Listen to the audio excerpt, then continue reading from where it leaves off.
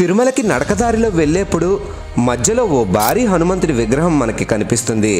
అక్కడ అంత పెద్ద హనుమంతుడి విగ్రహం ఎందుకు పెట్టారో మీకు తెలుసా?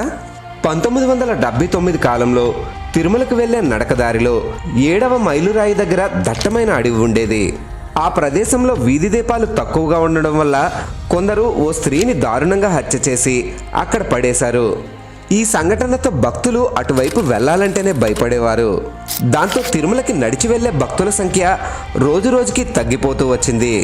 అందుకు ఉపాయం ఆలోచించిన టీటీడీ యాజమాన్యం ఎలా అయినా తిరుమలకి నడిచి వెళ్లే భక్తుల సంఖ్య పెంచాలి అని ఆ మార్గమంతా వీధి దీపాలతో పాటు పోలీసుల్ని కాపలా పెట్టింది.